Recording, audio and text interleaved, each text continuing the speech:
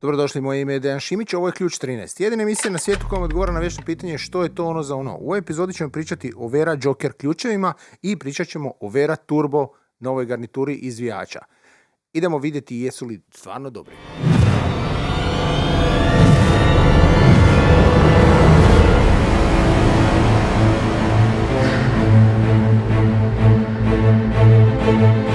Prije nego što krenemo pokazati Verin ključ Joker, ja bih htio nešto objasniti. Znači, od kad postoje vici matice, od onda postoji potreba ljudi da naprave univerzalan alat, univerzalan ključ koji će rješavati sve probleme i da ne morate imati jako puno alata. I to je, kako ja bih ovako rekao, to je normalna stvar. Svi ste vidjeli klasični francuski ključ, podešavajući ključ. Ovo je jedna starija varijanta istog tog ključa.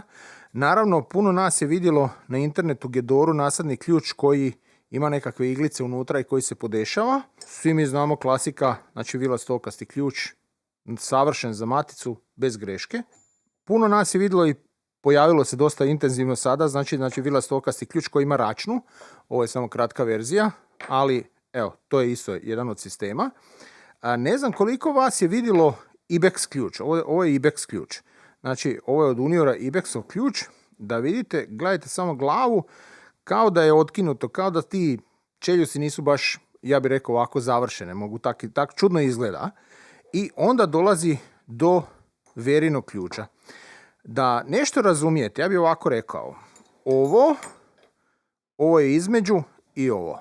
Evo, to vam je ugrubo ovako rečeno. Međutim, idemo redom pokazati šta su prednosti, a šta su mane jednih i drugih ključeva. Pa ćemo krenuti ovako.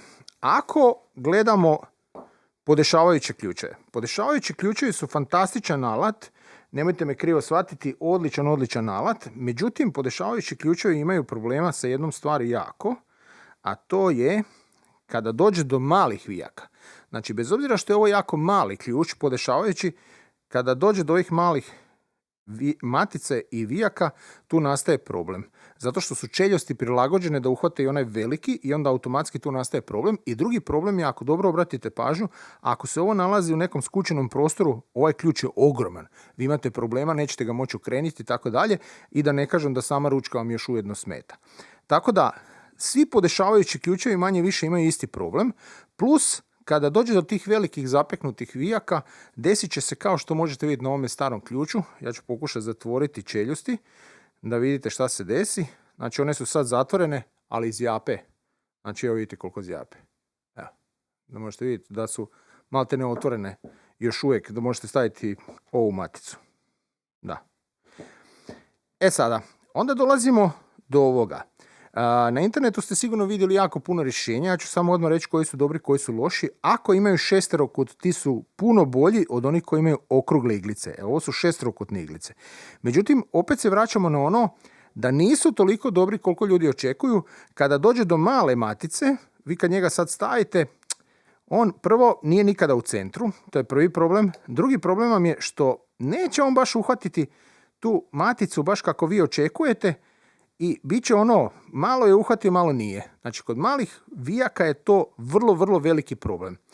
Kod velikih opet nastaje drugi problem, znači kada stavimo veliki vijak, često se desi da malo tih matica uhvati, malo tih, i gledajte šta se dešava. Ja mogu praktički okrenuti ovdje da ništa ne zapne. Jedva zapne onako malo taj vijak, ta glava, ti kutevi od vijka, i opet ne možete raditi. Tako da, taj alat, koliko god oni njega reklamirali da je jako, jako univerzalan, ja ću sad ovako otvoreno reći, najbolji je za jedan posao, a to je kad dođe do ovoga. Ovo je savršen. Znači, ako ćete ga koristiti za kuke, prva liga. Definitivno najbolji izbor. I onda dolazimo do klasike. Ja bi to ovako rekao. Kada dođemo do klasike, tu imamo neke prednosti dosta velike. Svi mi znamo vilastokasti ključ, svi znamo njegove funkcije i kako ga možemo koristiti pametno. Međutim, što većina ne zna, gdje vilastokasti ključ popusti. Znači, mi smo namjerno tu vama ofarbali da možete dobro vidjeti gdje on popusti. Znači, radi se o ova dva mjesta. Znači, tu će ključ popustiti. Kada pucaju ovdje i najviše trpe ovdje. Znači, kod god zatezanje i otezanje, oni će najviše trpiti upravo na ove dva mjesta. Ovo smo rekli kada smo govorili o Gedorama, da ovaj alat nije dobar za konačno zatezanje i nije dobar za otezanje zapeknutih matica, teško zategnutih vijaka i tako dalje, nego je to da ga dovedete do momenta zatezanja i da ga odvedete. Znači, to mu je prvenstvena namjena, ne preporučuje se jer će sam alat nastradati. Znači, on će imati svoj negativan efekat i vrlo brzo će mehanizam u stvari stradati. Međutim, onda dolazimo do tog IBEX-a. Ja ću sad pokazati kako IBEX radi. Znači, IBEX ima vrlo jednostavan sistem.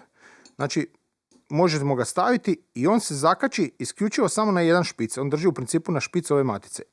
Znači, preko jednog jedinog špica on drži. Ako želite očerafiti, znači samo ga okrenemo naopako, opet se uhvatimo i on je očerafio vijak. E sad, IBEX ima jednu strašno veliku prednost naspram konkurencije, ja bi to tako rekao, da mi ih stavimo da vidite, naspram konkurencije, ima jednu prednost. Ovdje ispod vam je isto glava vijika. Ako sad gurnemo i ne vidimo, vi točno osjetite kad je on zapeo i možete okrenuti ključ. To je IBEX-ova prednost, naravno ako okrenemo naopako, opet evo ga zub i mi njega možemo otegnuti. To je IBEX-ova strašno velika prednost u odnosu na njegovu konkurenciju. Napomena, on ima jednu veliku manu, a to je, ako je taj špic što sad vidite oštećen, on će preskočiti da ne bi vjerovali i ne možete ga koristiti. Znači, to je njegova ujedno jedna od mana, ali ima veliku prednost što se ponaša, ja bih ovako rekao, kao račna, iako nije. I onda dolazimo do Verinog ključa. E sad, Vera je smislila sistem da je on samo podešavajući, znači on ima raspon 10 do 13 mm, konkretno ovaj model, znači ova veličina u stvari ključa, on ima 10 do 13 i on sam sebe podešava. Znači mi njega uzmemo, možemo evo ovako napraviti i uhvatiti vijak. Isto to vi možete napraviti da sami ga otvorite i stavite. Međutim, opet ćemo se staviti u situaciju da ne vidimo, znači da idemo ispod i da ne vidimo, evo ga, i on je uhvatio i mi okrećemo taj vijak. Znači, to je jedna od prednosti same Vere, da ne morate otvoriti, isto tako se može koristiti vrlo slično kao IBEX. Znači, i sistem je dosta jednostavan. Evo ga, on je došao do zatezanja, ako ga vrtimo, on se isto ponaša kao račna. Međutim, ja ću sad ovako, morate ga okrenuti ako mislite ići na suprotnu stranu, da očarafite vijak. Međutim, on ujedno radi nešto što je jako, jako lukavo napravljeno. Gledajte sad ovo.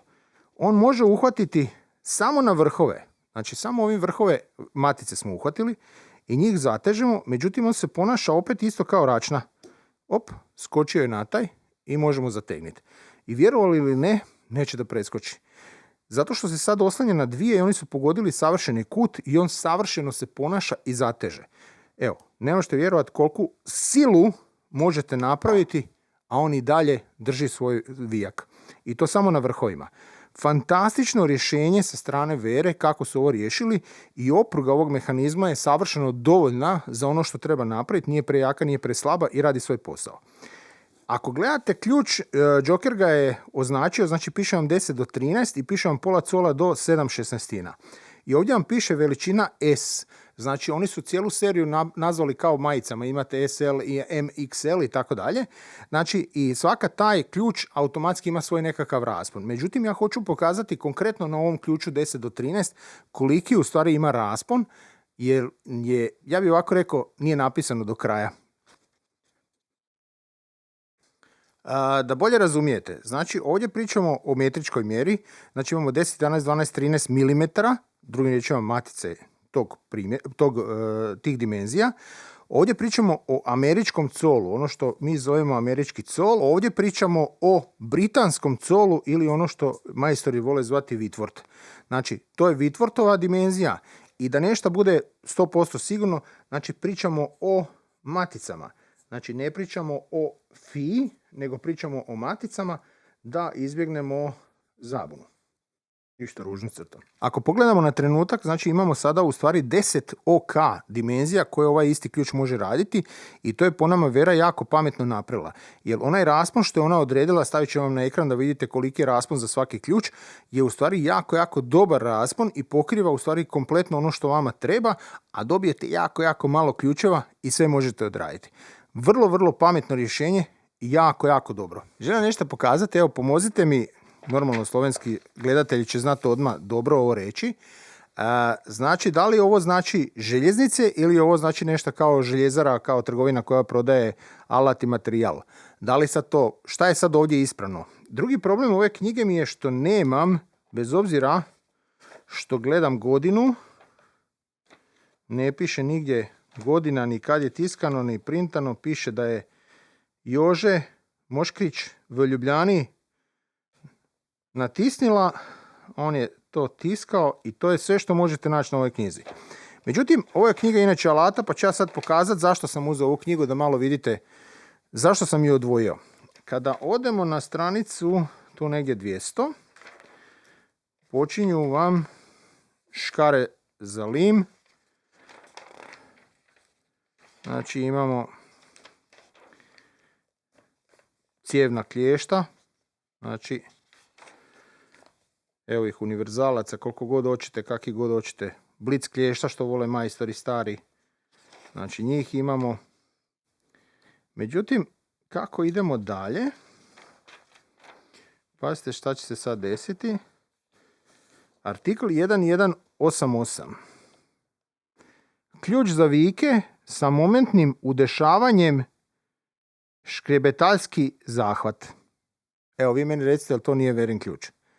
Evo ga, tu stoji knjiga, ne znam koliko je stara i iskreno, po mojoj procjeni ili su 50 ili 60 godine u pitanju, ali vrlo, vrlo zanimljivo vidjeti da taj ključ već tu stoji odavno. Ovo je nova Verina garnitura izvijača odvijača. Zove se inače Vera Craftform Turbo. Mi smo dobili verziju takozvanu visokonaponsku VDE da vam demonstriramo, da vam pokažemo. Inače postoji verzija normalno za klasiku. Kao što možete vidjeti, dobijete jako puno, konkretno znači 7 i 7 su 14 plus ova 2, znači imamo dvije drške i pokazat ćemo u čemu je razlika u te dvije drške, da razumijete. Evo ovako, uzet ćemo ovaj da malo bolje pokažemo o čemu se radi. Znači, radi se o sljedećem. Imamo dvije klasične drške, oba dvije rade po istom principu, znači kada ovo žuto pomaknete dole, možete izvaditi i vratiti, kada ste, nema šanse više, ne ide nikuda.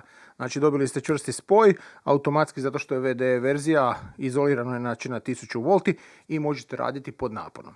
Ono što je prednost ovog sistema je sljedeće i zašto se ona zove turbo je, ovo je klasični, znači imamo klasičnu dršku, koristimo sa svime ovim. Međutim, ako se prebacimo na ovu malo veću, škljoc, znači ubacimo, sada u ovoj situaciji on se ponaša kao normalni šaraf ciger. Znači, ja koliko okrenem, toliko okrene isto kao i ova. Međutim, ako pritisnete, a ovdje piše push, press, točnije, vidite šta se sad dešava.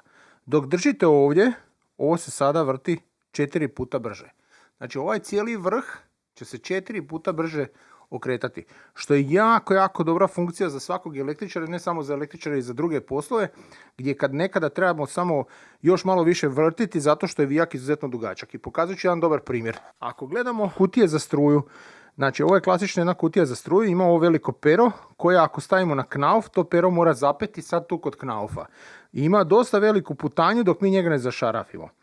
Ako vrtimo klasično, znamo i sami, navrtit ćemo se. Znači imamo posla, uzeo sam krivi vrh, znači navrtit ćemo se i to podosta ćemo se navrtiti da ga zašarafimo. Međutim, u situaciji tog turba stvar se mijenja drastično, iako sad malo ovako seljački, ali pokazat ćemo izbliza da vidite šta se dešava, drastično brže zašarafimo. To je razlog zašto, ja ću ovako reći, u šali je Vera napisala na službenim stranicama ne traži baterije. Znači ovaj alat ima dobar prijenos, ovo je 4 puta prijenos, ovdje su zučanici, ne morate se bojati da će preskočiti ili ne znam ja šta. Znači nije plastika, ovdje je metal i dosta se osjeti na težini da je ovo teško. S druge strane, kao što sam rekao, dobijete 4 puta brže zašarafljivanje u ovim situacijama kad moramo jako puno zašarafljivati, vrtiti taj šaraf ciger da završimo nekakav posao. To je njegova najveća prednost. Druga stvar, ovdje se nalazi kompletno sve što treba jednom električaru.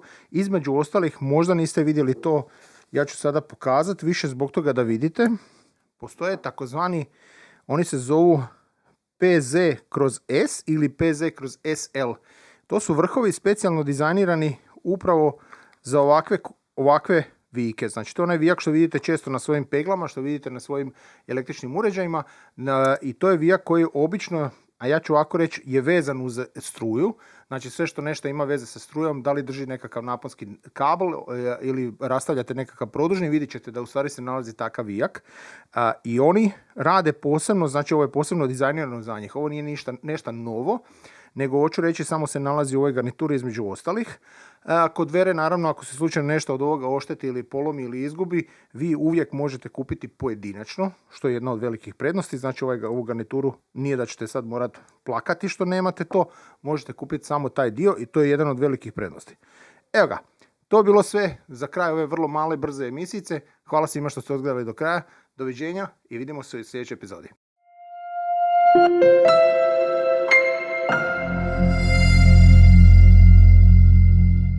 Da vam pokažem još neke ovako zanimljivosti iz knjige. Znači,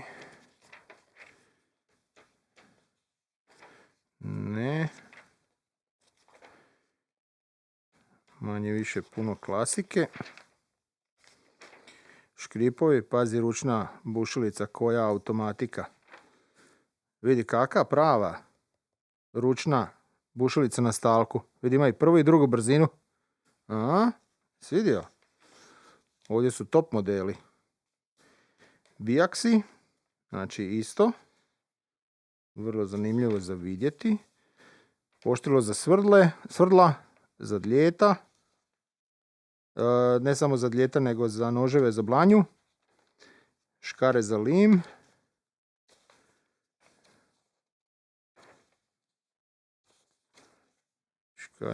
Škare za lim, građevinski, rašpe.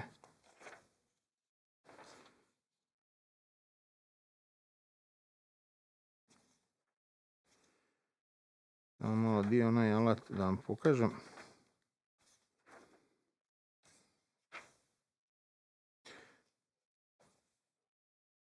Usput budi rečeno, imam i ovu libelu i ovu libelu. I jednu i drugu imam.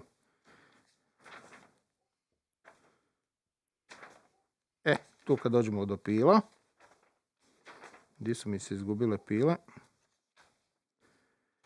Krožne žage. Ovaka klješta imam. Izuzetno čudna klješta, u stvari za razvrtanje ili razmetanje zubi na pilama. Evo i taka klješta još imam. Stara naravno.